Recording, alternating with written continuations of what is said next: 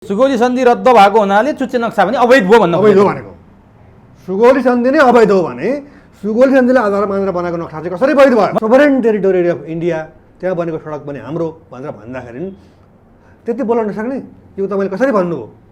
हाम्रो त्यो सार्वभौमसत्तामाथि कसरी प्रहार गर्नुभयो? प्रधानमन्त्रीको रूपमा तपाईँले यसरी भन्नु हुँदैन थियो भनेर उहाँले खै हटलाइनमा कुरा गर्नुभएको। हटलाइन भनेको चाहिँ के, नेपाल र इन्डियाको बिचको हटलाइन भनेको चाहिँ मोदीको जन्मोत्सवमा चाहिँ बधाई ज्ञापन गर्नलाई मात्रै हो। देशका लागि मारिन्छु भने तपाईँलाई कुनै सन्देह छैन, फिक्री छैन, पिर छैन, बिल्कुलै छैन। तर ग्रेटर नेपाल भूमि चाहिन्छ, त्यो चाहिन्छ भनेपछि चीनसँग सीमा विवाद छैन। म घोषित रूपमा विवाद छैन भन्दिनँ, तर मैले त्यो प्रमाण फेला पारेको छैन। त्यो सन्धिमा स्पष्ट रूपमा पहिले नेपालकै भएको सुगौली सन्धिमा ब्रिटिस इन्डियामा गाभिएको, ब्रिटिस इम्पायरमा गाभिएको त्यो जमिन नेपाललाई उपहार स्वरूप फर्काइदिएका छौँ भनेको छ। इन्डियाको त्यति बेलाको ब्रिटिस इन्डियाको 1 इन्च जमिन पनि हामीलाई चाहिँ जङ्गबहादुरले सहयोग गरे बापत दिएन। म चाहिँ यसको विरोध स्वरूप, विरोध गर्ने शैली आफ्ना हुन्छन्, म चाहिँ केस खौरिएर म चाहिँ त्यसको विरोध त्यो लागू गरेन अमेरिकाले, लागू गरेन भने। सी जिनपिङले नेपाल भ्रमण गरेका बेला चीनको विरुद्धमा कसैले कुनै गतिविधि गर्छ भने त्यसको हड्डी समेत हामी धुलो पिठो पार्छौँ भनेर भनेको कुरालाई पनि हामीले सम्झनुपर्छ। त्यसलाई सामान्य रूपमा लिनु हुँदैन। गठबन्धन सरकार छ भनेर 22वटा देशमा राजदूतविहीन राख्न मिल्छ? के नेपालमा मान्छे छैनन्? के नेपालको परराष्ट्र मन्त्रालयमा चाहिँ योग्य प्रतिभावान अधिकृतहरू छैनन्? सुगौली सन्धिभित्रै धारा 9ले चाहिँ कुनै प्रावधान पुरा गरेको छैन, त्यस कारण यो अमान्य भयो भनेर भन्ने स्पष्ट भइसकेको छ। यो देख्दा देख्दै अन्धोले जस्तो मैले देखेकै छैन भन्ने। काली नदीमा चट्टान झरेर चाहिँ काली नदीको प्रवाह अवरुद्ध भयो भनेर कान्तिपुरमा ब्यानर न्युज आउने, अनि सरकारले चाहिँ मैले थाहै पाइनँ भन्ने, यस्तो लाजमर्दो चालले पनि देश चल्छ? राजनीति भनेको विलासका निमित्त हुँदैन के, राजनीति भनेको एउटा चाहिँ रिस्की गेम पनि हो र त्यो जनताका निमित्त हुनुपर्छ। जनताका निमित्त लड्दा लड्दै म मारिन्छु। उनीहरूले के भने त भन्दाखेरि नेपाल र बेलायतले यो आजको मिति 1950 जुलाई 31 तारिकभन्दा अगाडि जति पनि सन्धि सम्झौता गरेका छन् ती सबै रद्द हुन्छन्। त्यहाँ अल शब्द परेको छ। भनेपछि 1816 को सुगौली सन्धि पनि रद्द हो। त्यही 1950 को सन्धिले नै त्यो खारेज गरिदियो। नेपालको संसदले सुगौली सन्धिमा गुमेको जमिन हामीले बेलायतलाई छोडेका थियौँ, बेलायतको उत्तराधिकारको रूपमा इन्डिया आयो, अब इन्डियालाई पनि हामीले छाड्छौँ भनेर चाहिँ भन्नु नि त, त्यो आँट छ।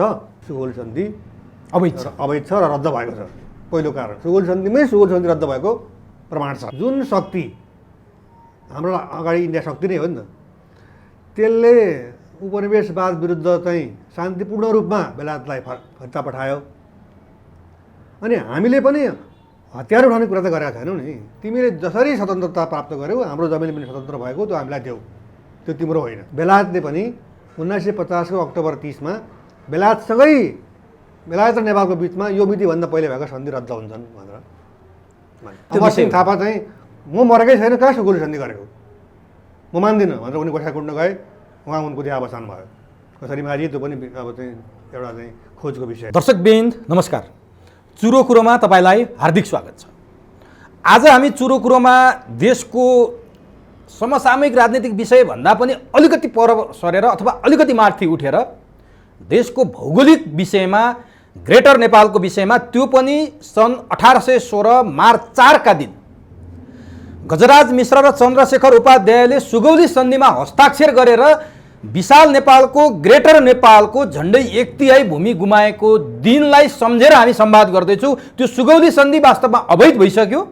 सुगौली सन्धिले गुमाएको भूमि नेपालले फिर्ता पाउनुपर्छ भन्दै आवाज उठाउनुभएका राष्ट्रवादी मोर्चा, ग्रेटर नेपाल अभियान राष्ट्रवादी मोर्चाका केन्द्रीय अध्यक्ष फणिन्द्र नेपालसँग हामी संवाद गर्दैछौँ। उहाँले सुगौली सन्धिलाई अवैध भन्नुभएको छ। त्यति मात्रै होइन, 4वटा प्रमाणसहित उहाँले सुगौली सन्धि अवैध भएको उद्घोष गरेर प्रधानमन्त्री शेरबहादुर देउवालाई ज्ञापन पत्र बुझाउनु भएको छ, 7 बुँदे ज्ञापन पत्र।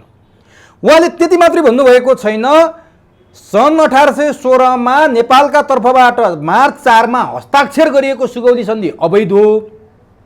नेपालको संसदले जारी गरेको चुच्चे नक्सा पनि अवैध हो भनिरहनु भएको छ। आखिर फणिन्द्र नेपालले चौतर्फी चुच्चे नक्सा छापेको र संसदले पारित गरेको विषयलाई किन अवैध भन्नुभएको छ? सुगौली सन्धिलाई किन अवैध भन्नुभएको छ? सुगौली सन्धिले गुमाएको भूमि फिर्ता ल्याउने अभियान चालिरहनु भएको छ, त्यो सम्भव छ या छैन?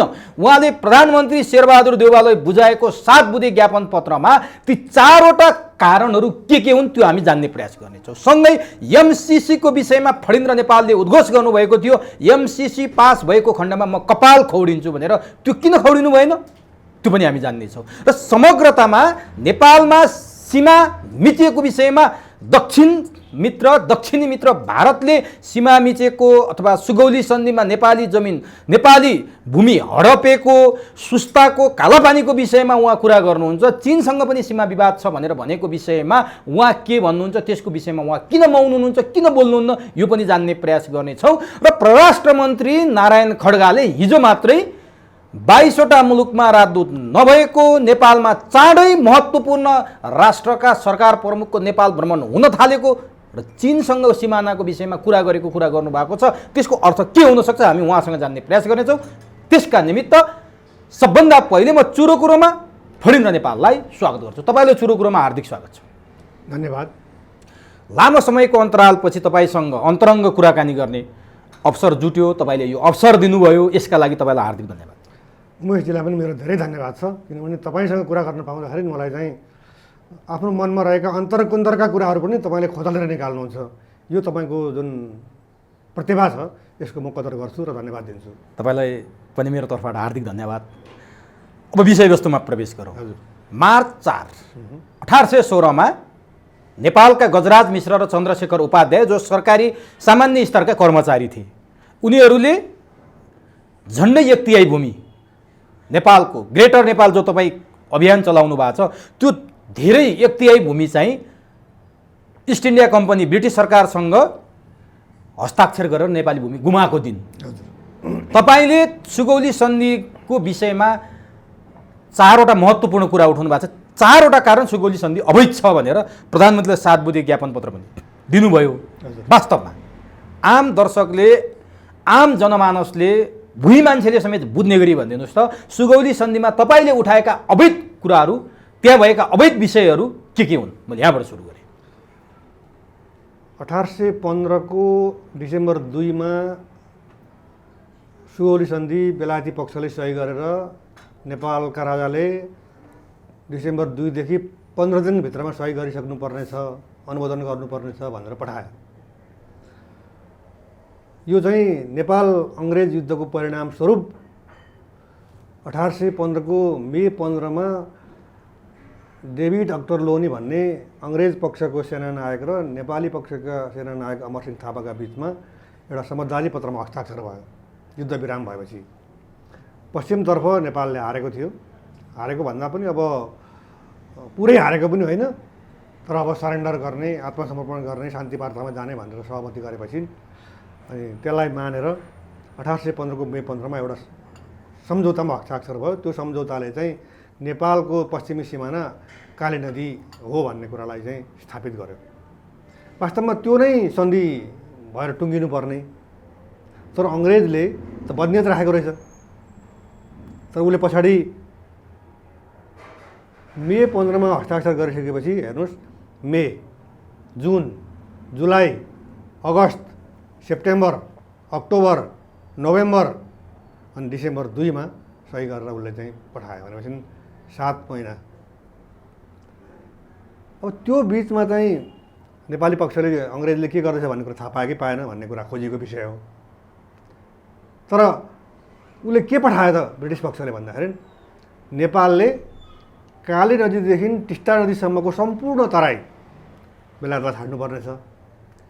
मिति नदी पारीको पहाडी क्षेत्र जुन अहिले हामी दार्जिलिङ सिक्किम भन्छौँ नगरकट्टासम्म त्यो छाड्नुपर्नेछ र काली नदीदेखि पारी नेपालका राजाले त्यहाँका जनतासँग कुनै सम्पर्क राख्न पाउने छैनन् पनि भनेको छ। त्यो चाहिँ 1815 को मे 15 मा नै एक किसिमले नेपालको सिमाना चाहिँ काली नदीलाई चाहिँ मानिएको कुरा त्यो सम्झौताले नै, समझदारीले नै प्रकट गर्छ। त्यो अमरसिंह थापाकै उपस्थितिमा गरेको सम्झौता गरेको। अनि अब अहिले तपाईँ जुन कुरामा आउनुभयो कि कसरी सुगौली सन्धि चाहिँ अवैध भन्दाखेरि अनि गएको मार्च 4 मा प्रधानमन्त्री तथा मन्त्री परिषदको कार्यालयमा ग्रेटर नेपाल राष्ट्रवादी मोर्चाको तर्फबाट 7 बुँदे ज्ञापन पत्र प्रधानमन्त्री शेरबहादुर देउवालाई सम्बोधन गरेर बुझाइयो, दर्ता गरियो।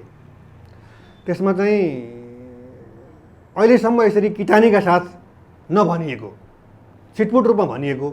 तर चाहिँ सुगौली सन्धि चाहिँ यी कारणले अवैध छ भनेर चाहिँ 4वटा कारण देखाइएको चाहिँ पहिलोपल्ट हो ए सरकारलाई सरकारलाई यो अवगत गराएको इतिहासमै पहिलोपटक मैले तपाईँलाई भनिसकेँ। छिटपुट रूपमा नआएको होइन, तर के भने 4वटा कारण चाहिँ देखाएर यी 4वटा प्रमाणले चाहिँ सुगौली सन्धि रद्द भइसकेको छ भनेर चाहिँ समष्टिगत रूपमा एकै ठाउँमा दस्तावेजको रूपमा प्रस्तुत गरिएको चाहिँ पहिलोपल्ट हो। र त्यसमा म तपाईँले भन्नुभयो सर्वसाधारणले पनि बुझ्ने गरी भनिदिनुहोस् भनेर जुन भन्नुभएको छ। पहिलो कुरा चाहिँ 1815 डिसेम्बर 2मा बेलायती पक्षले सही गरेर पठाएको सुगौली सन्धिलाई नै हेरौँ। त्यसमा 9वटा धारा छन्। त्यसको 9औं धारामा के लेखेको छ भने नेपाल राजाले डिसेम्बर 2देखि 15 दिनभित्रमा सही गर्नुपर्ने छ, अनुमोदन गर्नुपर्ने छ भनेको छ। तर कहिले भयो? मार्च 4मा। मार्च 4 भनेको चाहिँ 15औं दिन हो कि कतैौँ दिन हो त भनेर हेर्दाखेरि चाहिँ त्यो 93औं दिन हो। 1 नम्बरमा यस कारण अवैध छ। त्यसकारण त्यो समयअनुसार त भएन। किन त्यसलाई संशोधन गरिएन? अझ उमेशजीसँग कुरा गर्दा गर्दै मलाई एउटा कुरा पहिले पनि आएको, तर अस्ति म यो कुरा पनि 5औं प्रमाणको रूपमा राख्थेँ। त्यो कुरा के भने यत्रो जमिन जाने कुरा छ। हाम्रो चाहिँ एक किसिमले भन्नुहुन्छ भने हामी 40% भन्छौँ, 55% जमिन गुमेको छ। तराईको चाहिँ यो गङ्गा नदीको उत्तरी मैदानसम्मलाई चाहिँ उल्लेख गर्ने हो भने त्यति धेरै जमिन गुमेको कुरा हो। अनि त्यस्तो जमिन गुमेको कुरा चाहिँ टेबल टक गरेर आँखामा आँखा जुदाएर तर्कमा तर्क गरेर हुन्छ कि हुलाकबाट पठाइदिएको जस्तो गरेर चाहिँ ल यति तैँले छाड्ने, यसमा सही गरेर पठाउने भनेर हुन्छ। यो अर्को अवैध हुने एउटा कारण यो पनि हो होइन। यसलाई 5औं कारण मानिराखौँ। तर म तपाईँलाई चाहिँ पहिलो कारणमा आएँ। मैले 15 दिनभित्रमा हुनुपर्नेमा 93औं दिनमा सही भएको छ। राजाले गर्नुपर्ने भनेको ठाउँमा तपाईँले अघि नै भनिसक्नुभयो आफ्नो प्रस्तावनामा कि यो चाहिँ गजराज मिश्र र चन्द्रशेखर उपाध्याय भन्ने 2जना सामान्य कर्मचारी जसलाई प्रतिनिधिको रूपमा पठाइयो भनेर भनिएको छ। जबकि प्रधानमन्त्री भीमसेन थापा जीवित छन्। उनको चाहिँ सक्रियतामा अब राजा चाहिँ नाबालक भए तापनि उनको चाहिँ लालमोहर लाग्न सक्थ्यो होइन, त्यो त भएन। तर सुगौली सन्धिको जुन प्रति उपलब्ध छ, पहिलो पेज र अन्तिम पेज चाहिँ किताबहरूमा पाइन्छ। र त्यसमा चाहिँ गजराज मिश्र र चन्द्रशेखर उपाध्यायले सही गरेको भनेर चाहिँ उनीहरूको नामसहित त्यसमा चाहिँ योगेन्द्र नरेशनाथको सन्धिपत्र सङ्ग्रह भन्ने त्यो जुन सन्धिपत्र सङ्ग्रह हो त्यो किताबमा हामी पाउँछौँ। अनि अर्को चाहिँ यसैमा जुन धारा 9को मैले कुरा गरेँ, इस्ट इन्डिया कम्पनीको गभर्नर जनरलले 20 दिनभित्रमा अनुमोदन गर्नेछन् भनेको छ। उसले पनि 20 दिनभित्रमा अनुमोदन गरेन भने धारा 9 त पुरै खारेज भएको छ।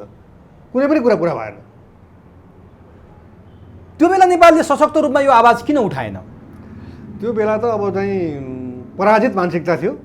अङ्ग्रेजहरूले चाहिँ अब हामी पुरै काठमाडौँ हान्छौँ, पुरै नेपाल लिन्छौँ भन्ने हल्ला फिजाउँदै थिए। बिचबिचमा लडाइँ पनि भयो।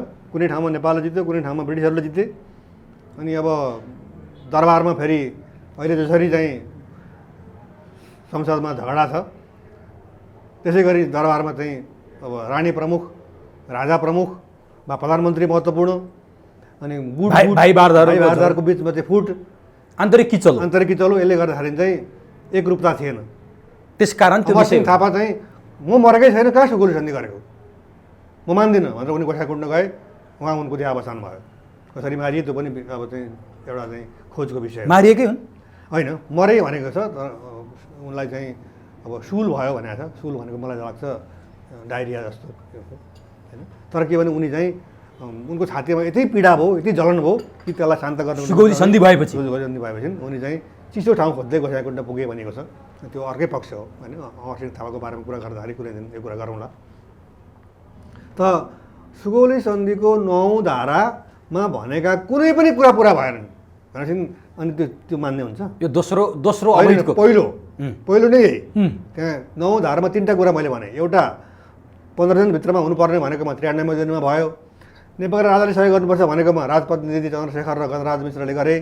अनि इस्ट इन्डिया कम्पनीको गभर्नर जनरलले 20 दिनभित्रमा गर्नुपर्छ भनेकोमा 20 दिनभित्रमा पनि भएन। त्यो उनको सही भएको पनि देखेको छैन।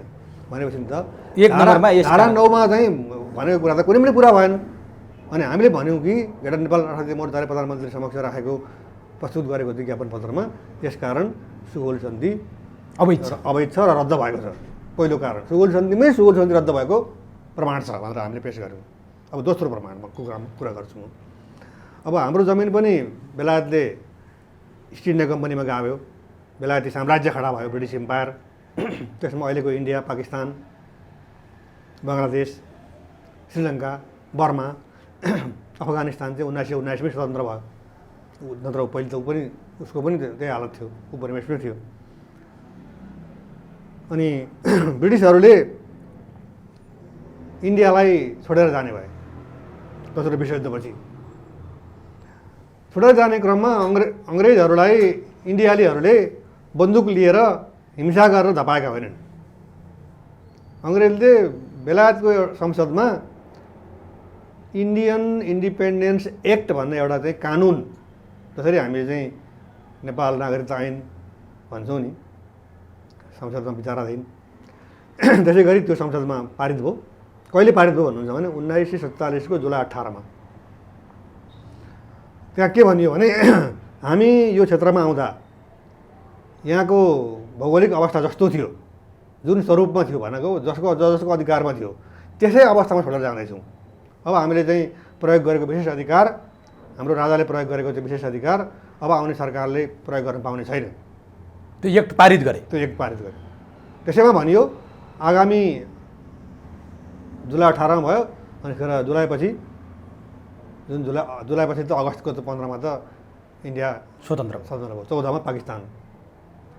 त्यसैमा लेखाएको छ 14मा पाकिस्तान बन्ने छ, 15मा इन्डिया बन्ने छ भनेर। र त्यसमा मिसिन नचाहनेहरू इन्डिपेन्डेन्ट स्वतन्त्र पनि हुन सक्नेछन् भनेको हुनाले जुनागढ, हैदराबाद, काश्मीर स्वतन्त्र भएको घोषणा गरे उनीहरूले। अनि मैले भन्न खोजेको त्यो एक्टले नै हाम्रो जमिन पनि स्वतन्त्र गरिदिइसकेको थियो भनेपछि त सुगोल सन्धि त्यो एक्टले रद्द गरिदियो त। तर इन्डियाले के गर्यो, 1947 अगस्त 15मा आफू चाहिँ स्वतन्त्र भयो, तर हाम्रो जमिन चाहिँ उपनिवेशमा राख्यो। त्यस कारणले ऊ चाहिँ एउटै एक्टबाट ऊ चाहिँ स्वतन्त्र हुने अनि हामी चाहिँ पराधीन हुने, यो हुँदैन। त्यस कारणले यो पनि यो हामीलाई इन्डियाले जितेको होइन, हामीलाई ब्रिटिसले जिते हो भन्ने तपाईँको तर्क। ब्रिटिसले छोडेपछि इन्डिया छोड्यो, हामीले पनि छोड्नुपर्छ भन्ने तपाईँको अर्को तर्क। हामीले भन्न खोजेको तपाईँले एकदम सही कुरा भन्नुभयो। हामीले सुगौली सन्धि बङ्गालसँग, बिहारसँग, अवधसँग अथवा पन्जाबसँग, इन्डियाको कुनै पनि अहिलेको जुन इन्डियाका प्रान्तहरू छन्, कुनै पनि प्रान्त इन्डिपेन्डेन्ट नै थिए तिनीहरू, ती कुनैसँग पनि हाम्रो झगडा भएको होइन र उनीहरूसँग हाम्रो सन्धि भएको होइन। यदि त्यस्तो थियो भनेदेखि हामीले जमिन छाड्नुपर्ने, किनभने लडाइँमा चाहिँ अब चाहिँ त्यति बेला त राज्यहरू बन्ने भत्किने क्रम त जारी थियो। तर ब्रिटिसहरू फर्किँदाखेरि भनिदिनु पर्थ्यो नि भारतलाई, तिमीहरूले नेपालको भूमि फिर्ता गर, जसरी जङ्गबहादुरले नयाँ मुलुक भनेर बाँके, बर्दिया, कैलाली, कञ्चनपुर ल्याए, ब्रिटिसले दिया हो नि त्यो त।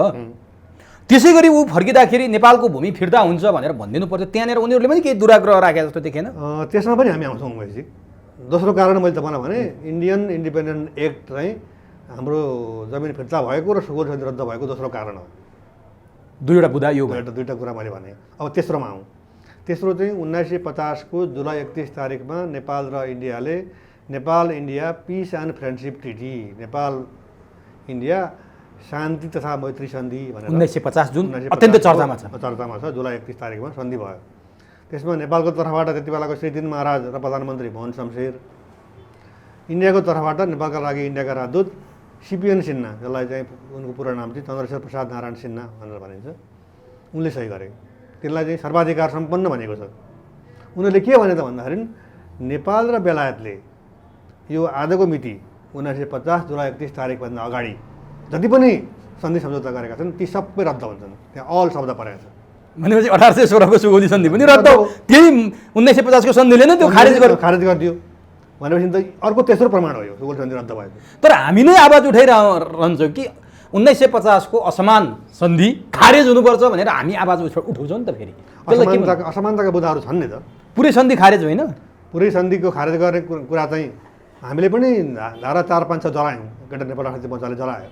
तर हामीले 8औँ धारा चाहिँ र पहिलो धारा चाहिँ यो चाहिँ नेपालको पक्षमा छ, नेपालले यसको अक्षरशः पालना गर्न इन्डियालाई भन्नुपर्छ भनेर हामीले चाहिँ भनिरहेका छौँ। तर त्यो सन्धि हामीले एकतर्फी हामीलाई मन नपरेका बुदा जलाउने, हामीलाई मन नपरेका बुदा फ्याँक्ने, अनि हामीलाई मन परेका मात्रै राख्ने, भारतले चाहिँ उसलाई मन परेका राख्ने, हामीलाई मन परेका नराख्ने गर्दाखेरि त सन्धिमा पनि एकपक्षीय तरिकाले जलाउने फाल्ने भन्ने कुरा हुन्छ र भइसक्यो त सन्धि त। सन्धि चाहिँ कस्तो भने उमेशजी समानताको आधारमा हुनुपर्छ कि गिभ एन्ड टेक। ठिक छ, तपाईँले 20 लिनुहुन्छ भने म 19 मैले पाउनुपर्छ। तर तपाईँ 21 लिनुहोस् अथवा अनि 40मा चाहिँ मलाई चाहिँ 19 मात्रै दिनुहोस्, अथवा चाहिँ तपाईँ मलाई 17 दिएर तपाईँ चाहिँ अझ बढी लिनुहोस्, 23 लिनुहोस्। तपाईँले समग्र हुन्छ 1950 को सन्धि खारेज हुनुपर्छ भन्नुहुन्न, भन्दिनँ। त्यहाँ भएका असमान बुदा चाहिँ असमानताका बुदाहरूलाई संशोधन गर्नुपर्छ। अब त्यही बुदा फेरि भारतले नमान्दाखेरि त अड्किरहेको छ नि त अहिलेसम्म। हामीले खोजेको उसले नदिने, उसले खोजेको हामीले नदिने। हामीले त प्रश्न इन्डियासँग के गर्नु पर्यो भने सन्धिमा भएको कुरा उसले त लागू गर्यो नि, इन्डियाका मान्छे नेपालमा आउनु पाउने, नेपालका पनि इन्डिया जान पाउने भनेको चाहिँ हेर्दा राम्रो लाग्छ। तर तपाईँको अगाडि हामी अहिले चिया खाँदैछौँ, यो कपमा भएको चाहिँ चिया 1 लिटरको भाँडामा हाल्यो भने यति देखिन्छ तल पुगेर। तर 1 लिटरको भाँडामा चाहिँ चिया राखेको छ र यहाँ ल्याएर हाल्यो भने पोखिएर जान्छ। अब चाहिँ झन्नै त्यति बेला चाहिँ झन्नै 80 करोड जनसङ्ख्या भएको मुलुकले सही गरेको छ। हाम्रो त त्यति बेला करिब 1 करोड पनि छैन जनसङ्ख्या भने उनीहरू निरन्तर नेपालतिर आउने हो भनेदेखि त 1% आयो नै कति हुन्छ हेर्नुहोस्। अब अरबकोमा पुगिसकेपछि त 1% आउनु भनेको 1 करोड आउनु हो। हाम्रो अहिले 3 करोड पनि पुगेको छैन जनसङ्ख्या। अनि असमान भएन। तपाईँ र चाहिँ एउटा 7 वर्षको बालकको बिचमा चाहिँ दौड प्रतियोगिता भन्यो भने त्यो हास्यास्पद हुँदैन। तपाईँ त्यसै जित्नुहुन्छ। बालकलाई अवसर दिएको थियो किन जित्दैन भन्न पाइँदैन, किनभने त्यहाँ उमेरको असमानता छ। त्यस कारणले सन्धि गर्ने, सन्धिमा सही गर्ने, लेटर एन्ड स्पिरिट भन्छ, अक्षर र त्यसको चाहिँ भावना अनुसारको हुनुपर्छ, कार्यान्वयन हुनुपर्छ भनेर, तर भएन। त्यस कारणले धारा 8ले चाहिँ सुगुल सन्धि रद्द गर्यो। त्यस कारणले यो सुगुल सन्धि रद्द भएको तेस्रो प्रमाण हो भनेर हामीले प्रधानमन्त्रीलाई भन्यौँ। चौथो प्रमाण 1950 को अक्टोबर 30 तारिकमा नेपाल र बेलायतको बिचमा अर्को सन्धि भयो। यो सन्धिको कम चर्चा हुन्छ।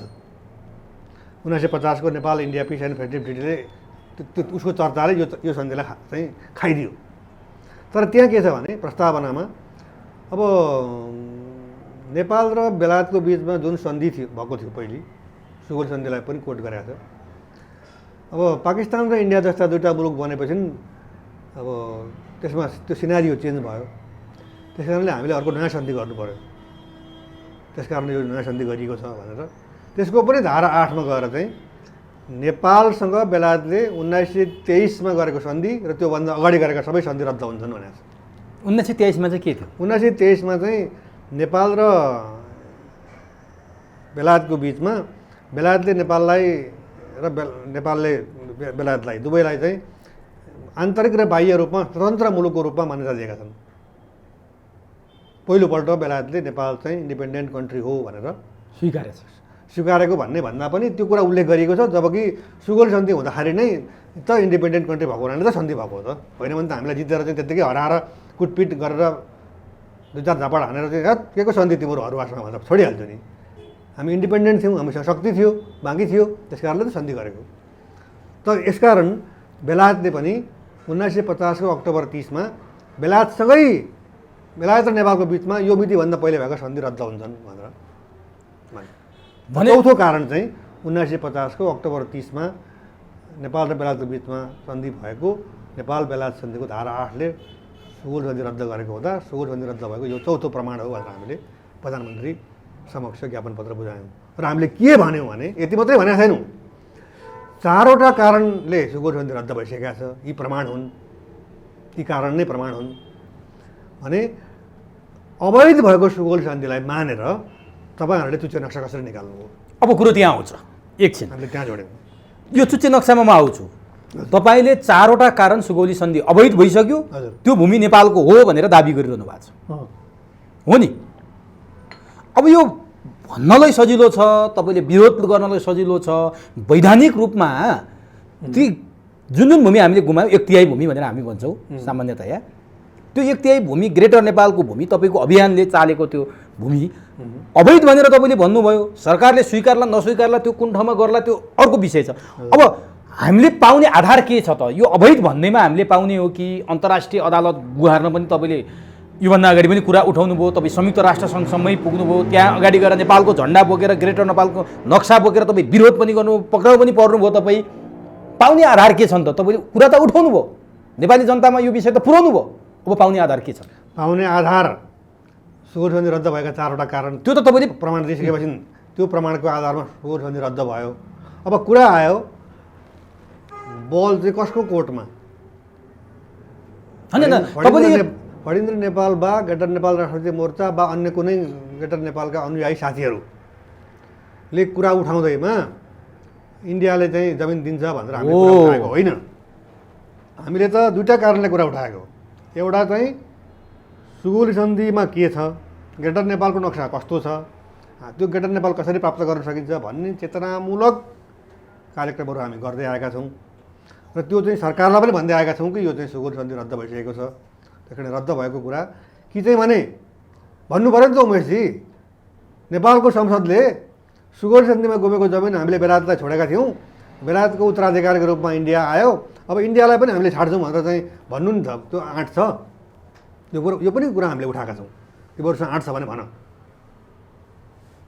अनि हामी बेलायतले छोडेर गइसकेपछि 1816 को सुगौली सन्धि यो कारणले खारेज भइसक्यो भने तपाईँले भनेका 4वटा बुँदा संसदमा लगेर प्रस्तुत गरेर यसकारण यो सुगौली सन्धि खारेज भइसक्यो, त्यो नेपालको गुमेको भूमि हामी फिर्ता ल्याउँछौँ भनेर भन्न सक्नु पनि त पर्यो नि सरकारले।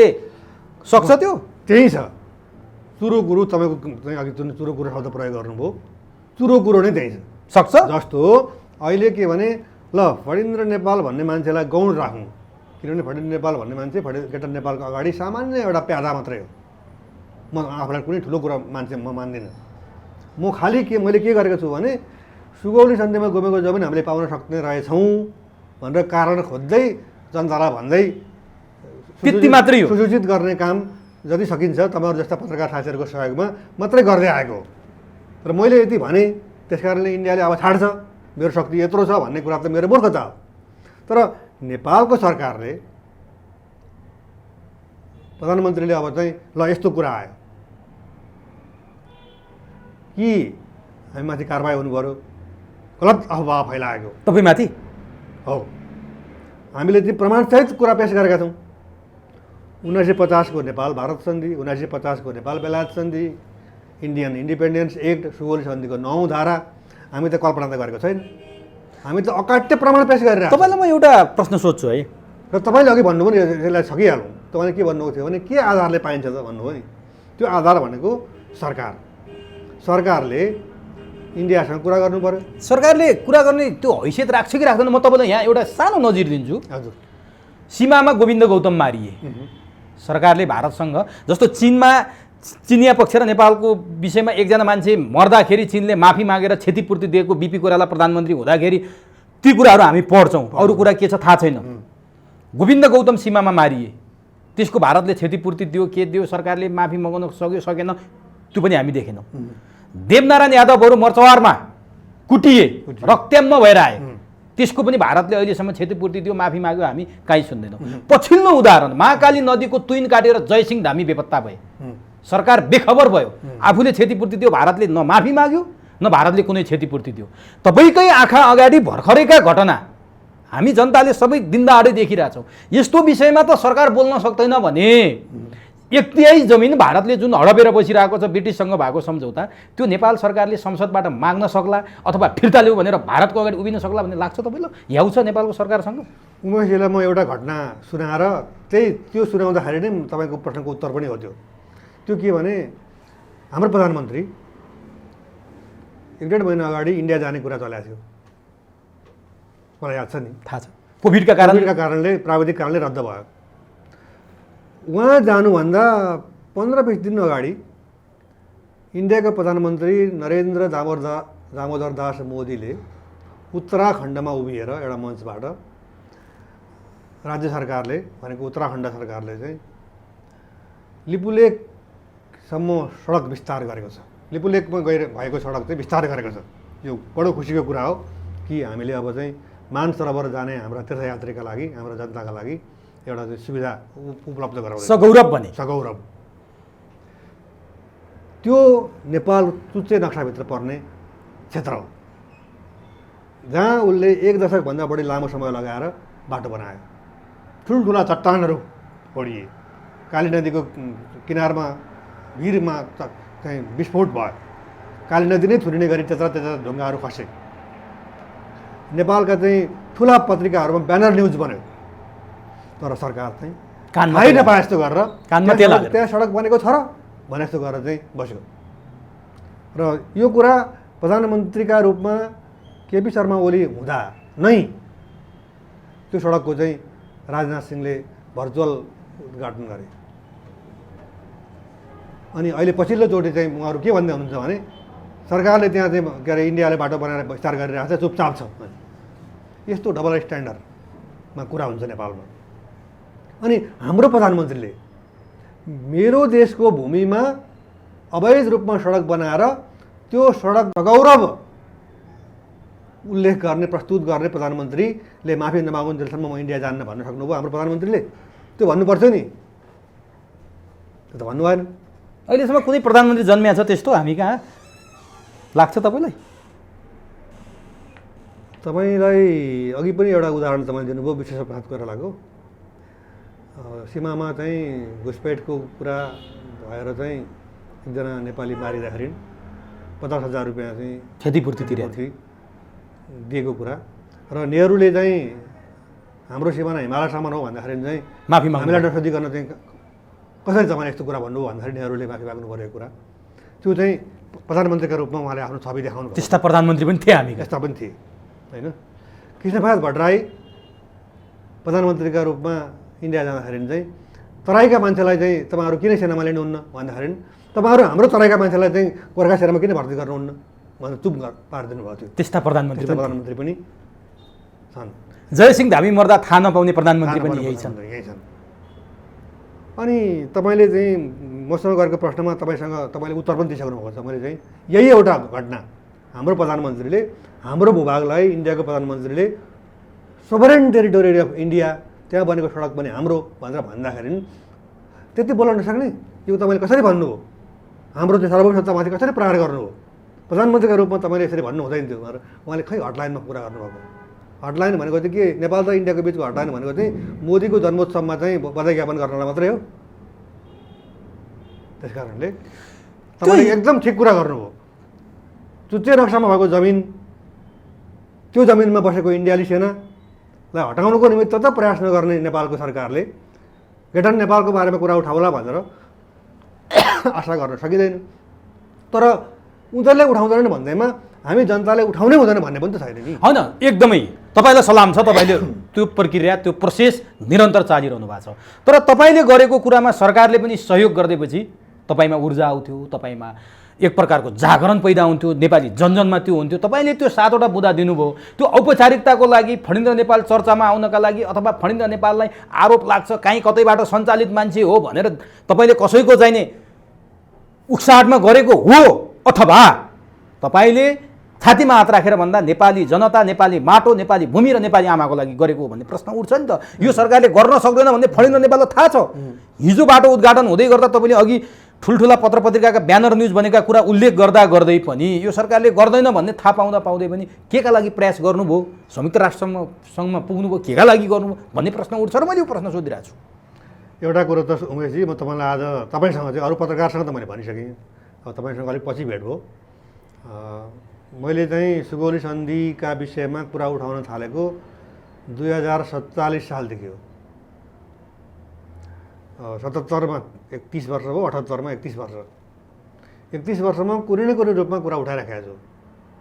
तीमध्ये पनि केही यस्ता मितिहरू छन् जुन मिति चाहिँ सुगौली सन्धि र हामीले गुमाएको जमिनसँग सम्बन्धित छन्। कुनै इन्डियासँग सम्बन्धित छन्, कुनै बेलायतले गरेको कुरासँग सम्बन्धित छन्, कुनै नेपालले गरेको कुरासँग सम्बन्धित छन्।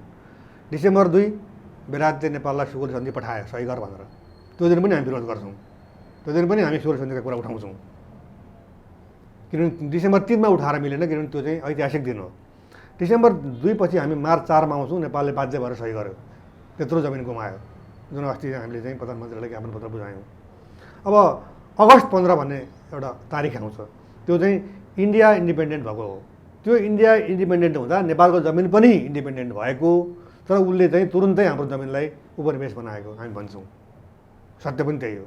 र जनवरी 26 इन्डियाले आफ्नो संविधान घोषणा गर्यो र इन्डिया चाहिँ गणतन्त्रात्मक मुलुक बन्यो र हाम्रो जमिनलाई इन्डियाभित्र राखेर चाहिँ त्यहाँ गणतन्त्र दिवस मनाइन्छ।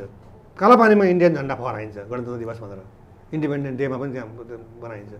यो गलत भयो भनेर यी 4वटा मितिहरू, विशेष दिनहरू जसलाई हामी कालो दिनका रूपमा डिसेम्बर 2 र मार्च 4लाई हामी मान्छौँ र अगस्त 15 पनि हाम्रो निम्ति कालो दिन हो। किनभने ऊ आफू चाहिँ इन्डिपेन्डेन्ट हुने अनि अर्काको जमिन चाहिँ उपनिवेशमा राख्ने, आफू उपनिवेशबाट मुक्त भयो, अर्कोलाई उपनिवेश बनायो। त यसरी हामीले चाहिँ एउटा कुरा के भने चर्चामा आउनुको निमित्त कसैले सञ्चालन गरेको भरमा गरिएको होइन। यो फेरि एउटा कुरा म तपाईँको टेलिभिजन मार्फत तपाईँ एउटा चाहिँ काबिल पत्रकारका अगाडि म के भन्छु भने greater Nepal anti India movement चलाउने सङ्गठन होइन कि। बम्बईमा नेपाली छन्, दिल्लीमै छन्, हरियाणामा छन्, पन्जाबमा छन्, नर्थ इस्टमा कति छन्, आसाममै जानु पनि कति छन् नेपालीहरू, नेपाली भाषीहरू। हामीले त्यो क्षेत्र त मागेका छैनौँ नि। हामीले त खालि सुगौली सन्धि हुनुभन्दा अगाडि हामी जहाँसम्म पुगेका थियौँ, हामी टिस्टादेखि सतलजसम्म पूर्व पश्चिम, गङ्गा नदीको उत्तरी मैदानसम्म हामी पुगेका थियौँ। बेलायतसँग लडाइँ भयो, बेलायतसँगै लडाइँको परिणामस्वरूप सुगौल सन्धि भयो। बेलायतले नै हामीलाई चाहिँ 1816 को डिसेम्बर 8मा प्रस्ताव गरेर कोशीदेखि राप्तीसम्मको तराई फिर्ता गर्यो अनि राप्तीदेखि कालीसम्मको तराई चाहिँ 1860मा पायौँ नयाँ मुलुकका रूपमा। भनेपछि हामी आफ्नो जमिन मागिरहेका छौँ, भिख मागेका छैनौँ। कसैले नबुझेर के भनेको मैले सुने भने फणीन्द्र नेपालले चाहिँ एकदम वाहियात काम गरिरहेछ, सुगौल सन्धि रद्द भयो, बेलायतसँग गरेको सन्धि सबै रद्द भयो भनेपछि बेलायतले हामीलाई दिएको जमिन जुन नयाँ मुलुक हो त्यो पनि त इन्डिया जाने भयो। त्यो पनि प्रश्न उठ्छ तपाईँमाथि, उठ्छ। तर के भने त्यो त नजानेर, त्यो के छ भने 1860मा भएको जुन नयाँ मुलुक फिर्ता सम्बन्धी सन्धि छ नि, त्यो सन्धिमा स्पष्ट रूपमा पहिले नेपालकै भएको सुगौली सन्धिमा ब्रिटिस इन्डियामा गाभिएको, ब्रिटिस इम्पायरमा गाभिएको त्यो जमिन नेपाललाई उपहार स्वरूप फर्काइदिएका छौँ भनेको छ। इन्डियाको त्यति बेलाको ब्रिटिस इन्डियाको 1 इन्च जमिन पनि हामीलाई चाहिँ जङ्गबहादुरले सहयोग गरे बापत दिएन। हाम्रै जमिन हामीलाई दियो फिर्ता। भनेपछि अब तपाईँले यो विषय निरन्तर उठाउनु भएको छ। तपाईँले भन्नुभयो यो फणीन्द्र नेपालको स्वार्थको लागि होइन। अनि एउटा कुरा नि उमेशजी, यो तपाईँले जुन कुरा अहिले मलाई सोध्नुभयो कि नयाँ मुलुकको विषयमा, यस्तै भ्रम चाहिँ मान्छेलाई हङकङको बारेमा पनि रहेछ के भन्छन् भने हङकङको त लिजमा थियो भन्छन् कि। होइन, हङकङ पनि सुगौल सन्धि जस्तै सन्धि भएर हङकङ चाहिँ बेलायतलाई चिनले छाड्यो, 100 वर्षका लागि छाड्यो। होइन, तपाईँले पनि त्यो कुरा उठाउनु भयो, म तपाईँलाई करेक्सन गर्दैछु। त्यो के भने 1898मा गएर बेलायतले चिनसँग के अनुरोध गर्यो भने हामीलाई अलिकति जमिन थप्नु पऱ्यो, जमिन अलिकति दिनु पऱ्यो भनेपछि 79 वर्षको लिजमा त्यो टापुको नाम हो काउलुन। त्यसको चाहिँ क्षेत्र भनेको 10 स्क्वायर किलोमिटर मात्रै छ। हङकङको हाम्रो चाहिँ भक्तपुर जिल्लालाई 12 भाग लाउँदाखेरि 12 भागमध्ये 1 भाग जत्रो हो, त्यत्रो एरिया चाहिँ बेलायतले चिनसँग 79 वर्षको चाहिँ भाडा तिर्ने गरी लियो। तर चिनले एउटा उपलब्धि कसरी हासिल गर्यो भन्नुहुन्छ भने जब त्यो 79 वर्षको लिज चाहिँ 1997मा समाप्त हुँदै थियो अनि त्यो लिज समाप्त गर्ने सन्दर्भमा चिनले बेलायतसँग चाहिँ पुरानो हङकङ पनि त्यो लिज सकिँदाखेरि फिर्ता आउनुपर्छ भने नभन्दै उसले फिर्ता लिएरै छाड्यो। वास्तविकता यो थियो। वास्तविकता चाहिँ लिज त हो, तर त्यो एकदमै थोरै सानो एरिया। भक्तपुर जिल्लालाई 12 भाग लाउँदा मैले सुनेअनुसार 118 देखि 120 स्क्वायर किलोमिटर छ भक्तपुर जिल्ला। त्यसलाई 12 भाग लाउँदाखेरि 12.120 हुन्छ। त्यो चाहिँ 10 स्क्वायर किलोमिटर हो त्यो जम्मा काउलुन टापु चाहिँ। त्यति मात्रै। तर त्यो 79 वर्षको लिजमा थियो। त्यो लिज समाप्त भएर त्यो एरिया चिनलाई फर्काउँदाखेरि त्यति मात्रै होइन, पुरानो 1842मा जुन हङकङ सन्धि भएको थियो त्यो सन्धिमा गुमेको जमिन पनि हामीलाई चाहिन्छ भनेपछि हङकङ स्वतन्त्र भयो। चीनमा एकीकृत भयो। यो पनि तपाईँले आज एउटा वास्तविकता खुलाइदिनु भयो। अब यो विषय तपाईँले निरन्तर उठाइरहनु भएको छ। नेपालको सरकारले हिम्मत राखे फिर्ता हुन्छ भन्ने तपाईँले कुरा गरिरहनु भएको छ। तर यो सरकारले गर्छ गर्दैन त्यो आशा गर्ने ठाउँ चाहिँ छैन, किनभने अघि हामीले साना मसिना कुराहरू पनि त्यहाँ उठायौँ, सरकारले गर्न नसकेका। यस्तो नि उमेशजी, कुरा के भने हाम्रो सरकारले कुरा उठायो, इन्डियाले मानेन, फेरि उठायो, हो फेरि मानेन, फेरि पनि उठायो, फेरि मानेन। हामी अन्तर्राष्ट्रिय अदालत जान्छौँ, बेलायतलाई बोलाउँछौँ, चिनलाई भन्छौँ, अमेरिकालाई भन्छौँ, संयुक्त राष्ट्रसङ्घमा जान्छौँ, सुरक्षा परिषदमा भन्छौँ भनेर थुप्रै विकल्पहरू छन् हामीसँग। त्यो किन अगाडि बढ्दैन? तर जुन शक्ति हाम्रो अगाडि इन्डिया शक्ति नै हो नि त, त्यसले उपनिवेशवाद विरुद्ध चाहिँ शान्तिपूर्ण रूपमा बेलायतलाई फिर्ता पठायो। अनि हामीले पनि हतियार उठाउने कुरा त गरेका छैनौँ नि। तिमीले जसरी स्वतन्त्रता प्राप्त गर्यौ, हाम्रो जमिन पनि स्वतन्त्र भएको, त्यो हामीलाई देऊ, त्यो तिम्रो होइन। किनभने एउटा कुरा नेपालीहरूले के बुझ्नुपर्छ भने 565वटा प्रिन्सली स्टेट्स भनेको साना ठुला राजा रजौटाहरू, जम्मा 565वटा, त्यसैबाट पाकिस्तान र इन्डिया भनेको 552वटा जति त राजा रजौटा मिलेर चाहिँ इन्डिया भनेको। भनेपछि इन्डियालाई कसले एक बनाइदियो भन्दा east India company, British east India company. उसले आफै लडेर रगत बगाएर गरेको होइन। एक किसिमले भन्नुहुन्छ भने फोसामा पाएको राज्य हो होइन। हाम्रो त हाम्रा पुर्खाले रगत बगाएको थियो। त्यो लडाइँमा, अङ्ग्रेजसँगको लडाइँमा हाम्रा भक्ति थापा जस्ता वीर मारिए। कतिले चाहिँ वीरगति प्राप्त गरे। पहिले एकीकृत गर्दै त्यहाँ पुग्दाखेरि पनि रगत बगेको थियो। अङ्ग्रेजसँग भएको लडाइँ पनि हामीले रगत बगाउनु पऱ्यो। तर त्यो त अङ्ग्रेजसँग सन्धि गरेको हामीले। तपाईँसँग मैले कुनै कागज गरेँ भने म तपाईँप्रति उत्तरदायी छु।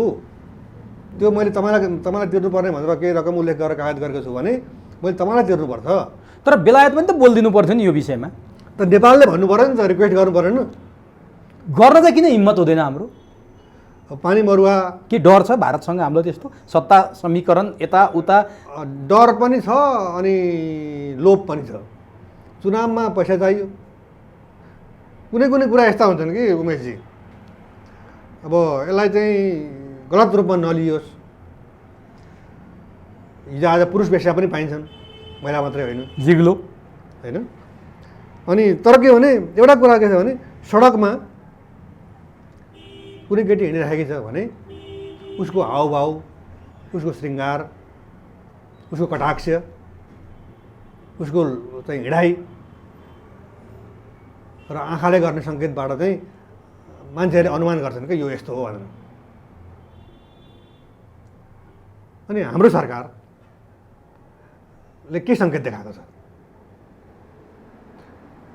मर्द कि नामर्द कि स्वास्नी हुनुभन्दा मर्द कि कमारी हुनु राम्रो भनेर त नेपालीमा उखान बनाएको छ। अनि हाम्रो जमिनलाई हाम्रो भन्न नसक्ने सरकारलाई हामी सरकार मानेर बसिरहेका छौँ। सुगौल सन्धि रद्द भएका प्रमाण त्यो फणिन्द्र नेपालले ग्रेटर नेपाल राष्ट्रिय मोर्चाको अध्यक्षले पेश गरेको होइन कि, त्यो स्वयंसिद्ध प्रमाण हो। 1950 सरकारले आफै खोज्नु पर्थ्यो। त्यो सरकारले आफै खोज्नु पर्थ्यो। त्यसलाई त मैले कम्पाइल मात्रै गरेको हो। तर त्यसमा पनि ध्यान दिँदैन। ए सूर्य पूर्वबाट उदाउँछ भनेर चाहिँ ल प्रमाण दे त भन्यो भने त्यो प्रमाण माग्ने मान्छे पागल हो नि। किन सूर्य त पूर्वबाटै उदाउँछ। हिउँ चिसो हुन्छ, ल प्रमाणित गर भन्यो भने त्यो छाम्दाखेरि चिसो छ, त्यसै प्रमाणित छ। त्यो तपाईँले उठाएको कुरा ध्रुव सत्य कुरा हो। ध्रुव सत्य कुरा हो। संस्कृतमा एउटा भनाइ छ, म संस्कृतमै भन्छु, सत्यस्य किम प्रमाणम। सत्यको लागि के प्रमाण? स्वयंसिद्ध तथ्य हो। सूर्य पूर्वबाट उदाउँछ, सूर्य तातो हुन्छ भन्ने कुरा स्वयंसिद्ध तथ्य हो। त्यसलाई प्रमाणै दिनु पर्दैन। त्यही कुरा उठाउनु भयो, त्यही पनि सरकार नजरअन्दाज गर्दैछ। अब तपाईँले अर्को कुरा यहाँनिर उठाउनु भयो, यो विषय सरकारले ध्यान आकर्षण गर्छ गर्दैन, यो विषयमा अगाडि बढ्छ बढ्दैन हेर्न बाँकी छ। चुच्चे नक्साको विषय चाहिँ अत्यन्तै चर्चामा छ। जुन नक्सामा जुन लिपुलेख, लिम्पिया, धुरा र कालापानीको भूमि समेटेर नक्सा सार्वजनिक गरियो, चुच्चे नक्सा सार्वजनिक गरियो, चौतर्फी यसको स्वागत गरियो। सबैले एकमत भएर गरे। प्रधानमन्त्री केपी शर्मा ओलीले त कतिसम्म भन्नुभएको छ भने त्यो नक्सा सार्वजनिक गरेको कारण, त्यो हिम्मत देखाएका कारण मलाई प्रधानमन्त्रीबाट चट पारे, नेकपालाई धुजा पारे भनेर उहाँ भनिरहनु भएको छ। तर तपाईँले त्यसलाई स्वीकारिरहनु भएको छैन, अवैध भनिरहनु भएको छ। त्यो हिम्मत चाहिँ तपाईँले कहाँबाट गर्नुभयो? जुन कुरा नेपाली नक्सामा चुच्चे नक्सा समेटेर लिपुलेक लिम्पियाधुरा कालापानी समेटेकोलाई सारा नेपालीले स्वागत गरेका छन्। प्रधानमन्त्री ओलीको जागिर गएको छ, प्रधानमन्त्री पद गएको छ, नेकपा फुटेको छ, तपाईँ चाहिँ त्यसलाई अवैध भनिरहनु भएको छ किन? म यसको दुईटा उपशीर्षक राखेर उत्तर दिन्छु। एउटा चाहिँ ग्रेटर नेपाल राष्ट्रिय मोर्चाले त्यसको अध्यक्षको हैसियतले मैले चुच्चे नक्सा बनेकोमा विरोध गरेको छैन। म त्यसलाई चाहिँ अलिकति व्याख्या गर्न चाहन्छु। जति बेला इन्डियाले हाम्रो जमिन चाहिँ उसको नक्सामा राखेर चाहिँ पोलिटिकल म्याप निकाल्यो, सडकमा सङ्घर्ष भएको तपाईँले देख्नुभयो। त्यसको लगत्तै उपनिर्वाचन थियो, त्यो पनि तपाईँलाई थाहा छ। तर त्यो उपनिर्वाचन लक्षित विरोध रहेछ भन्ने कुरा चाहिँ उपनिर्वाचनपछि त्यो स्वतः मत्थर भएर गएको हुनाले थाहा भयो। तर जति बेला आन्दोलन भयो यसको विरुद्धमा, त्यति बेला नेपाली जनताले एउटा आवाज उठाए। के उठायो भने अब हामीलाई कालापानी होइन नालापानी चाहिन्छ भने, होइन। र ग्रेटर नेपाल राष्ट्रिय मोर्चाले र मैले हार्दिक रूपमा स्वागत गऱ्यौँ त्यो चुच्चे नक्सा निकालेकोमा। किन भन्दा मोदीले हाम्रो जमिन उसको नक्सामा राखेपछि त्यसको भोलिपल्टै रातभरि नसुतेर प्राविधिकहरूलाई बोलाएर नापी विभागलाई भनेर त्यसको भोलिपल्ट नक्सा निक्लिनु पर्थ्यो भन्ने हाम्रो माग थियो। तर 7 महिनापछि निस्कियो। तर के भने त्यो पनि मोदीको गालामा झापड हाने बराबर हो। किनभने हाम्रो जमिन उसले राखेको थियो, त्यो तेरो होइन यो हाम्रो भनेर चाहिँ चुच्चे नक्सामा राखियो। त्यसको हामीले हार्दिक रूपमा स्वागत गऱ्यौँ, नगरेको होइन। तर चुच्चे नक्सा निकाल्नु होइन कि टिस्टा र सतलजको निकाल्नु पर्थ्यो। सुगौर जमिन रद्द भइसक्यो पो भनेको त हामीले। मेची र महाकालीको जमिन हाम्रो अहिलेको सीमा हो, त्यो यथार्थ हो। त्यसमा मैले नकार्दैमा त हुँदैन। सुगौली सन्धि रद्द भएको हुनाले चुच्चे नक्सा पनि अवैध भयो भन्नु? अवैध हो भनेको। सुगौली सन्धि नै अवैध हो भने सुगौली सन्धिलाई आधार मानेर बनाएको नक्सा चाहिँ कसरी वैध भयो? भनेपछि तपाईँ पुरा शरीरकै कुरा गरिराख्नु भएको छ, यहाँ चाहिँ एउटा अमलाको मात्रै कुरा भयो भन्ने तपाईँको तर्क हो? हजुर। यसो हेर्दा त सन्धि नै रद्द भयो। तपाईँसँग मैले गरेको कागज तपाईँले च्यातिदिनु हो। अब तपाईँले मसँग क्लेम गर्न पाउनुहुन्न, तपाईँले कागज च्यातिसक्नुभयो। यो कुरा पनि शासक वर्गले बुझ्दैनन्? तपाईँले त बुझाइरहनु भएको छ त। बुझ पचाउँछन्। अघि त मैले भन्नुभयो नि किन भन्दा डर देखाइन्छ के, तँलाई चाहिँ वीरेन्द्र बनाइन्छु भन्यो, अरे तँलाई मदन भण्डारी जीवनराज आश्रित बनाइन्छु भन्यो अरे। अथवा चाहिँ विभिन्न यहाँ चाहिँ मुसलमान समुदायका मान्छेहरू पनि मारिए, त्यस्तो बनाइन्छु। मिर्जा दिलशाद बेग बनाइन्छु, मोहम्मद फैजुन बनाइन्छु, अथवा चाहिँ जमिम शाह बनाइन्छु, यस्तो भन्यो अरे भन्ने कुरा आउँछ कि।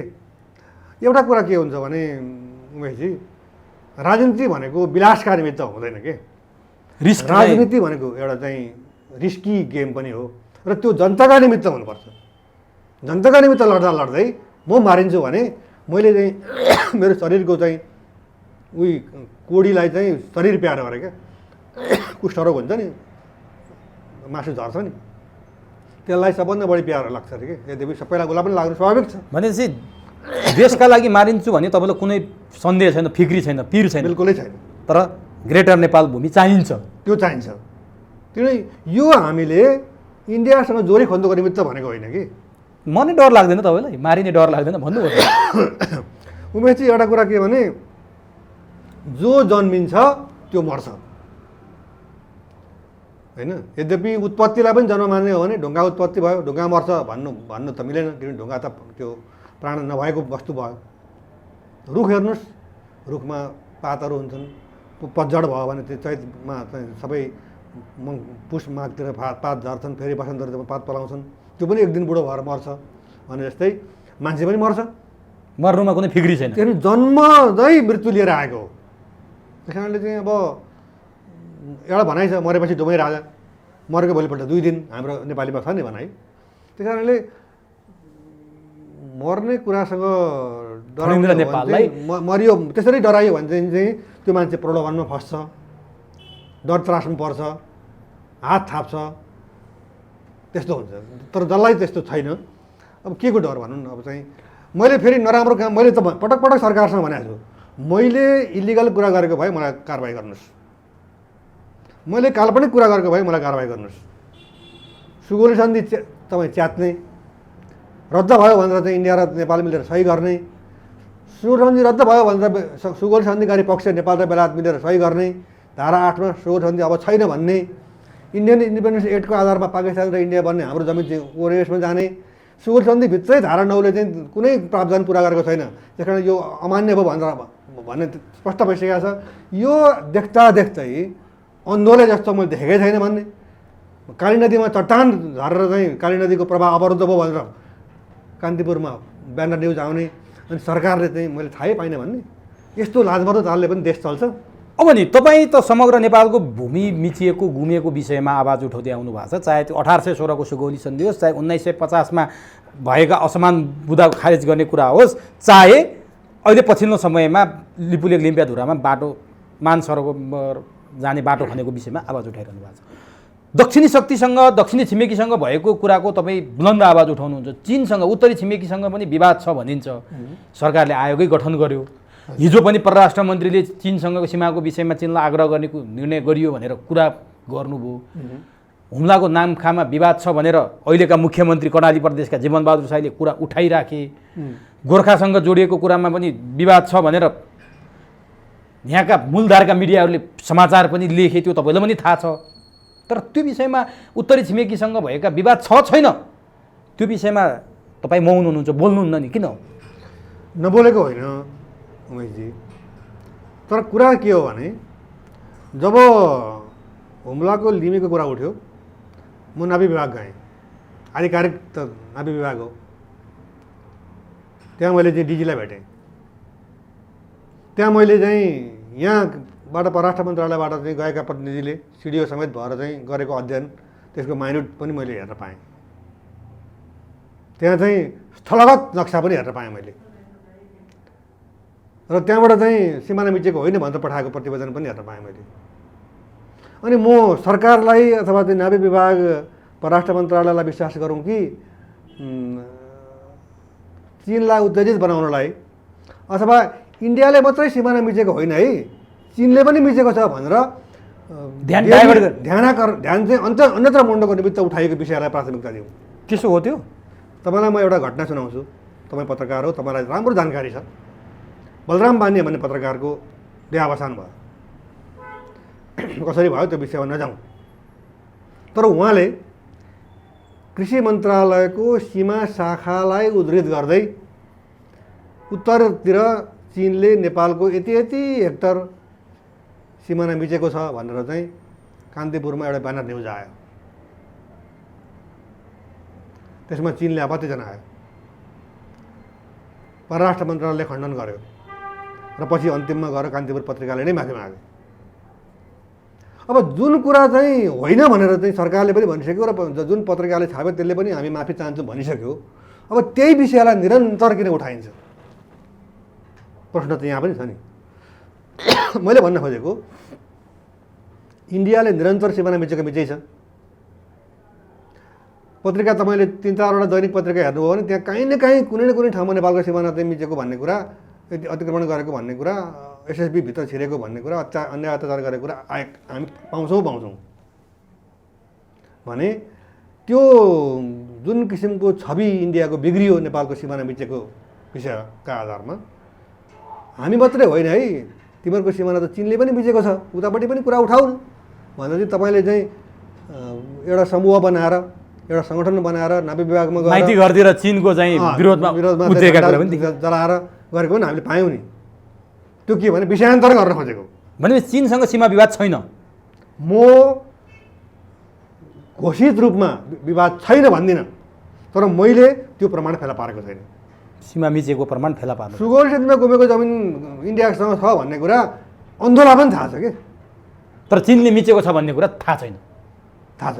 र तपाईँले अघि भन्नुभयो नि एउटा कुरा, चीनसँग सीमा सम्झौता भयो। पृथ्वीनारायण श्रेष्ठले नेपालको सिमाना भन्ने किताबमा 200-300 स्क्वायर किलोमिटर जमिन नेपाललाई बढी प्राप्त भएको छ भनेर उहाँले उल्लेख गर्नुभएको छ। तैपनि नेपालको जमिन चाहिँ चीनले मिच्यो भन्ने कुरा आउँछ। त्यसको चाहिँ एउटा कारण के रहेछ भने नि, चरीचरण भेडाच्याङ्ग्रा याक चराउनको निमित्त तिब्बततिरबाट नेपालको चाहिँ चौरहरूमा आउने, त्यो चौर भनेको पनि सानोतिनो होइन, विशाल मैदान। अनि उतापट्टि पनि नेपालले आफ्नो चाहिँ चौरी अनि चाहिँ भेडाच्याङ्ग्राहरू पठाउने। सर्नको निमित्त। अनि त्यो सीमा सम्झौता हुँदाखेरि चाहिँ नेपालपट्टिको जमिन चाहिँ सट्टापट्टा गरियो, उता तिब्बतलाई दियो अनि अर्को ठाउँमा तिब्बतको नेपालतिर आयो। तर गल्ती कहाँनिर भयो सरकारबाट भने सरकारले चाहिँ ल है हामीले चाहिँ तिब्बतको यो गाउँ यता नेपालतिर ल्याउँ र तिम्रो बसिरहेको गाउँ चाहिँ अब तिब्बततिर पऱ्यो, तिब्बतका नागरिक भयो, सट्टीपट्टि गरियो। सट्टीपट्टि गरियो। यो कुरा सरकारले बुझाउन सकेन, सरकारले बुझाउन सकेन, कमजोरी सरकारको।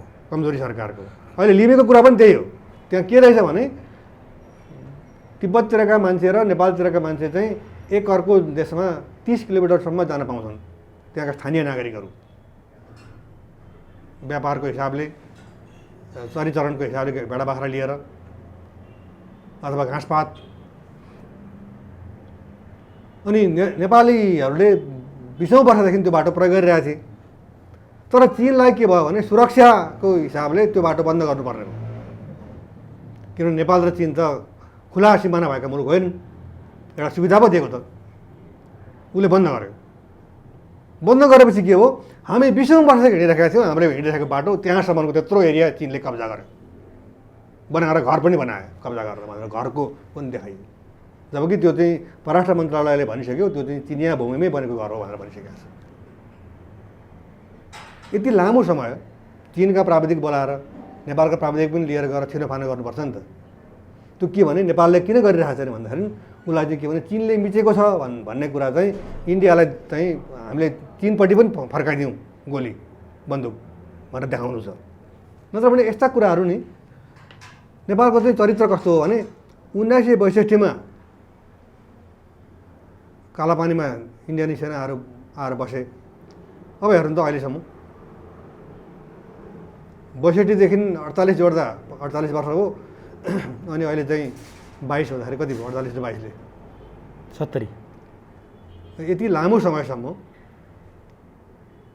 एउटा मान्छे जागिर खाएर जागिरबाट चाहिँ रिटायर पनि हुन्छ। एक पुस्ता समस्या जहाँको तहीँ छ। हेर्नुहोस् केपी शर्मा ओलीले चुचे नक्सा निकाल्दाखेरि उहाँले पहिले के भन्नुभएको थियो हामीलाई थाहा छ नि, नक्सा त म भरे छापिदिन्छु, जमिन ल्याउनु पो ठुलो कुरा हो। नक्सा ठुलो कुरा होइन, जमिन ल्याउनु ठुलो कुरा, म पहिले जमिन ल्याउँछु अनि नक्सा निकाल्छु भन्नुभयो, राम्रो कुरा हो। तर उहाँले हठात युटर्न गर्नुभयो होइन, आफ्नो कोड बदल्नु र नक्सा निकाल्नु हो। तर हामीले उहाँलाई धन्यवाद दियौँ, किनभने नेपालको नक्सामा कुनै बेला भएको बिचमा हटाएर हुँदै नभएको बनाइएकोलाई फेरि संशोधन गरेर सूची नक्सा बनाइयो। त्यो चाहिँ नरेन्द्र मोदीले हाम्रो जमिन राखेर पोलिटिकल म्याप निकालेको जवाब स्वरूप भएको हुँदा हामीले चाहिँ धन्यवाद ज्ञापन गरेर ताली बजाएका हौँ। अब नि यो विषय कुरा गरिरहँदा हिजो मात्रै परराष्ट्र मन्त्री नारायण खड्गाले चीनसँग भएका सीमा विवादको विषयमा चीनलाई आग्रह गर्यो यो सल्टाउन भनेर पनि भन्नुभयो। एउटा महत्त्वपूर्ण कुरा उहाँले भन्नुको पछाडि के छ कारण? होइन, त्यही लिमी प्रकरण हो। सरकार क्लियर छैन अहिलेसम्म पनि होइन। कर्णबहादुर के अरे जीवन शाही जो अहिले त्यहाँ सायद मुख्यमन्त्री हुनुहुन्छ, उहाँले त कुरा उठाउनु भयो, हो नै हो मिचेकै हो भन्नुभयो। त्यसलाई त के भने तपाईँको र मेरो सीमामा चाहिँ मैले मेरो घरको बैठक कोठामा बसेर चाहिँ उमेशजीले मेरो चाहिँ सिमाना मिचेको छ भन्न मिल्दैन नि। मैले त तपाईँको र मेरो सीमामा आएर यति मिच्नुभयो भनेपछि तपाईँ सहमत हुनुभयो भने तपाईँ ल नेपालजी यहाँदेखि तपाईँ वाल लाउनुहोस् भन्नुहुन्छ, तपाईँको र मेरो सम्बन्ध सुमधुर भयो। होइन, तपाईँ सहमत हुनु भएन भने ल एउटा नाभिबाट चाहिँ एउटा मान्छे बोलाउँ, नाभि गर्ने मान्छे, अनि उसले त्यो प्राविधिकले भनेअनुसार गरौँ भनेपछि त मान्नु पऱ्यो। भन्दाखेरि चाहिँ मैले मिचेको देखियो भने मैले छाड्नु पऱ्यो, तपाईँले मिचेको देखियो भने छाड्नु पऱ्यो, किनभने त्यहाँ प्राविधिक आएको छ।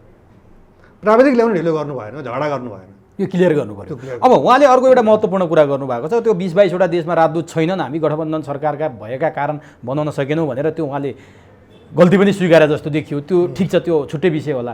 उहाँले अर्को एउटा सङ्केत गर्नुभएको छ, नेपालमा कुनै पनि देशको महत्त्वपूर्ण देशको सरकार प्रमुखको चाँडै भ्रमण हुँदैछ भनेर उहाँले भन्नुभयो। तर ठ्याक्क नाम खुलाउनु भएन, देश पनि खुलाउनु भएन। त्यो को हो उहाँले भन्न खोजे, के का लागि हो त्यो? मैले अनुमान गरे अनुसार चाहिँ इन्डियाली प्रधानमन्त्री नरेन्द्र दामोदर दास मोदी आउन खोज्दै हुनुहुन्छ। यो अलि अगाडि पनि कुरा उठाएको थियो, आउँदै हुनुहुन्छ अरे भनेर। अनि मलाई जहाँसम्म लाग्छ उहाँतर्फ नै हाम्रो सङ्केत गरे उत्तिकै हो। नाम किन खुलाउनु भएन?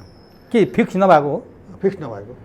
के का लागि आउँदै हुनुहुन्छ? उहाँसँग त त्यत्रो विवाद छ, सीमाको नक्सा सार्वजनिक भइसकेपछि, संविधान जारी भइसकेपछि भारतसँग एक प्रकारको उकुस मुकुसको सम्बन्ध सुध्रेको त छैन। उहाँ के लिएर के का लागि आउँदै हुनुहुन्छ? सन्देश के दिन खोज्दै हुनुहुन्छ? हाम्रो जमिनलाई इन्डियाको सोभरेन टेरिटोरी मान्ने, हाम्रो जमिनमा बाटो बनाएर चाहिँ त्यो बाटो बनाएकोमा गर्व गर्ने व्यक्ति नेपाल आउँदाखेरि खुसी हुने पक्ष पनि छ। अब उहाँ चाहिँ आतिथ्य खान र कालो झन्डा हेर्नलाई आउनुहुन्छ। भने त मुख्य पात्र तपाईँ नै हो, पहिले नै तपाईँले सरकारले पक्राउ गरिसक्ने होला सायद। त्यो दाबी म गर्दिनँ। कालो झन्डा देखाउने मुख्य पात्र म हो भनेर म दाबी गर्दिनँ। तपाईँ देखाउने चाहिँ हो? त्यो विषयमा पनि अहिले घोषणा नगरौँ। किन सधैँ देखाइरह नि भारतका उच्च पदस्थ आउँदाखेरि तपाईँले? हजुर देखाइरहेको हो, अहिले यसपालि नदेखाउने? होइन, त्यता पनि होइन। तर के भने कालो झन्डा देखाउने चाहिँ फर्टिलाइजर नेपालको प्याटेन्ट राइट हो भन्ने कुरालाई पनि स्थापित गर्न म चाहन्न। के हुन्छ मैले अहिले पहिले नै त्यसलाई फलाउनु मान्छे आएछ भने म चाहिँ देखाइहाल्छु भनेर भनिरहनु पनि त्यो पनि अलिकति हतारो नै हुन्छ। ल ठिक छ, अब म अन्तिमतिर छु। अर्को तपाईँले महत्त्वपूर्ण विषय चाहिँ एमसिसीको विषयमा विरोध गर्नुभयो। एमसिसी पास भयो भने कपाल खौडिन्छु भन्नुभयो। तपाईँको कपाल जस्ताको तस्तै छ। हजुर, किन आफैले बोलेको वचनबद्धता त तपाईँले पुरा गर्नु भएन? के का लागि चर्चामा आउनलाई बोल्नु भएको थियो अथवा के का लागि बोल्नु भएको थियो? एमसिसी त पास भयो त। उमेशजीलाई म एउटा कुरामा सङ्केत गर्छु। तपाईँले अरू अनलाइनका साथीहरूले पनि टेलिभिजनमा इन्टरभ्यू लिनुहुन्छ, अनलाइन टेलिभिजनमा। मैले प्रायः नै टोपी लगाउँछु। आज चाहिँ तपाईँको अगाडि म टोपी नलगाइकन उपस्थित भएको छु।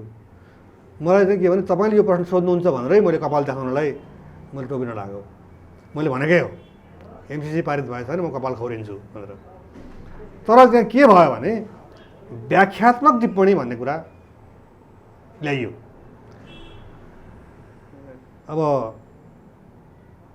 नेकपा एकीकृत समाजवादीले पनि हामी संशोधन नगरिकन मान्दैनौँ भनेर भनेकै हो, तपाईँले सुन्नुभएकै हो।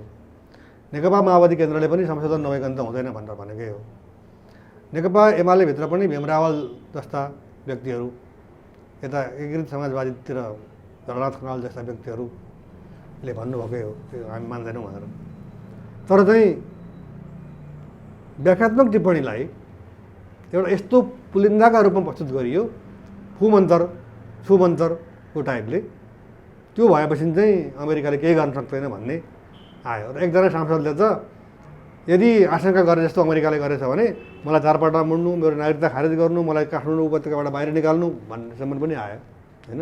त्यसले गर्दाखेरि त्यो व्याख्यात्मक टिप्पणीको रहस्य त्यो त्यहाँनिर टेक्नु भयो तपाईँ? त्यो सत्य त छिटै निस्किन्छ क्या। त्यस कारणले त्यो निस्केको दिन मैले जुन वचनबद्धता म फेरि पनि दोहोऱ्याउँछु कि म चाहिँ यसको विरोध स्वरूप विरोध गर्ने शैली आफ्ना हुन्छन्। म चाहिँ केस खौरिएर म चाहिँ त्यसको विरोध त्यो लागू गरेन अमेरिकाले? लागू गरेन भने। तर तपाईँलाई थाहा छ नि महाकाली सन्धिको सङ्कल्प प्रस्तावको कुनै अर्थ भएन, त्यस्तै एउटा टेकियो यो व्याख्यात्मक टिप्पणी भनेर थाहा पाउँदा पाउँदै पनि तर व्याख्यात्मक टिप्पणी महाकाली सन्धि जस्तो व्याख्यात्मक टिप्पणीलाई सारा दलले जो हिजो चाहिँ धुवाँधार विरोध गरिरहेका थिए, व्याख्यात्मक टिप्पणी त अचूक अस्त्र हो भनियो र पास गरियो, पारित गरियो।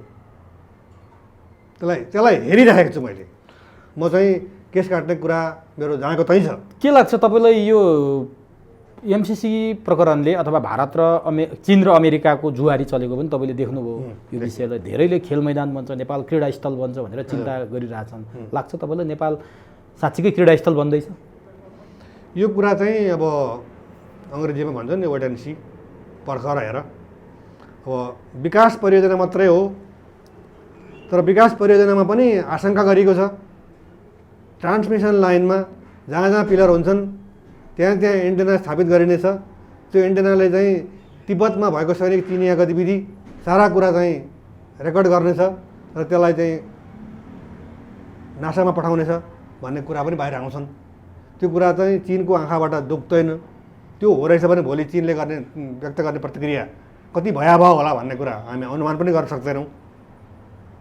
हामीले हेऱ्यौँ अमेरिकाको पक्षमा लाग्दाखेरि युक्रेनमाथि रसियाले के गर्यो होइन, र हामी त्यो स्थिति भोग्नुपर्ने अवस्था आउन सक्छ। जोरी खोज्न थालियो भने त आउँछ।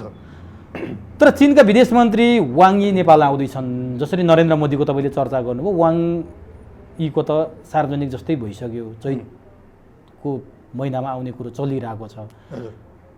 यो के असन्तुष्टि त व्यक्त गरिरहेछ एमसिसी पास भएपछि चिनले नोट गरेका छौँ भनेर भनिरहेछ। उनी नेपाल आउनुको सङ्केत के हुनसक्छ? एमसिसीसँग जोडेर अथवा एउटा छिमेकी मुलुकको मन्त्री आउनुलाई सामान्य रूपमा लिने अथवा अरू केही हुनसक्छ? एउटा त निश्चित रूपमा चीनको परराष्ट्र मन्त्रालयका प्रवक्ताले एमसिसी प्रकरणमा अमेरिकासँग को विषयलाई लिएर नेपाली जनताले आफ्नो विकास परियोजना छनौट गर्ने अधिकार उनीहरूलाई छ, दबाब दिन पाइँदैन भनेर जुन प्रतिक्रिया व्यक्त गर्यो त्यो त्यसलाई साधारण मान्नु हुँदैन। सँगसँगै सी जिनपिङले नेपाल भ्रमण गरेका बेला चीनको विरुद्धमा कसैले कुनै गतिविधि गर्छ भने त्यसको हड्डी समेत हामी धुलो पिठो पार्छौँ भनेर भनेको कुरालाई पनि हामीले सम्झनुपर्छ। त्यसलाई सामान्य रूपमा लिनु हुँदैन। त्यस कारणले वाङ यीको भ्रमणलाई चाहिँ कसरी उहाँको भ्रमण चाहिँ एमसिसीले विकसित गरेको घटनाक्रमसँग नै जोडिन्छ भने केही न केही अर्थ राख्छ। यो पनि वेट एन्ड सीमा उहाँले चाहिँ नेपालबाटै फेस टु फेस आँखामा आँखा जुदाएर सेकेन्ड ह्यान्ड नलेज होइन, इन्फर्मेसन होइन, आफ्नो राजदूत मार्फत नेपालको के अरे सरकारले चाहिँ एमसिसीको प्रकरणमा के भन्छ त्यो कुरा हामीलाई चाहिँ रिपोर्ट गर भनेको भने जस्तो होइन। उहाँले आफ्नै कानले आफ्नै आँखाले हेरेर आफ्नो चाहिँ समकक्षीसँग कुरा गर्न खोजेको यसले चाहिँ देखाउँछ। भनेपछि भावी दिन के देख्नुहुन्छ नेपालको जियो पोलिटिक्सको हिसाबले? अमेरिका चीनको उपस्थिति अथवा भारतको मौनता पनि छ यसमा। यो सम्पूर्ण जियो पोलिटिक्सको कुरा गर्नुहुन्छ भने चाहिँ हामी यति तल गिर्यौँ नि, गठबन्धन सरकार छ भनेर 22वटा देशमा राजदूतविहीन राख्न मिल्छ? के नेपालमा मान्छे छैनन्? के नेपालको परराष्ट्र मन्त्रालयमा चाहिँ योग्य प्रतिभावान अधिकृतहरू छैनन्? अरू त पर जाओस्, कमसेकम चीन र भारतमा त तत्काल चाहिँ तपाईँ हेर्नुहोस् न, चीनले आफ्नो राजदूत नेपालमा राजदूत भइरहेको बेलामा अर्को राजदूत पहिले नै घोषणा गरिसक्छ। इन्डियाले पनि त्यही गर्छ। नेपालको चाहिँ के अवस्था हो? भनेपछि हाम्रो त्यो बालपन अत्यन्त निरीह र लाजमर्दो र असफल कूटनीति त्यो अवस्थामा नेपाल छ। हस्, समय दिनुभयो, अत्यन्त महत्त्वपूर्ण भनाइराखिदिनु भयो। लामो समयपछि तपाईँसँग अन्तरङ्ग कुराकानी गर्ने, अन्तरङ्ग संवाद गर्ने यो अवसर जुटाइदिनु भयो, यसका लागि हार्दिक धन्यवाद। उमेशजी, धेरै महत्त्वपूर्ण विषयमा मलाई बोल्ने अवसर दिनुभयो, यसका निमित्त म तपाईँप्रति म अत्यन्तै आभारी छु। र म नेपाली जनता समक्ष प्रधानमन्त्री शेरबहादुर देउवालाई ग्रेटर नेपाल राष्ट्रवादी मोर्चाको तर्फबाट जुन 7 बुँदे ज्ञापन पत्र हामीले पेश गरेका छौँ, त्यसमा सुगौल सन्धि रद्द भएका 4वटा प्रमाण पेश गरेका छौँ। त्यो प्रमाणका आधारमा बनेको चाहिँ अहिलेको नेपालको नक्सा चाहिँ वैध छैन, नक्सा चाहिँ टिस्टा सततको बनाउनु पर्यो जुन कुरा हामीले भनेका छौँ, त्यसतर्फ नेपाली जनताको ध्यान जाओस् भन्ने चाहिँ म फेरि आग्रह गर्छु। हस्।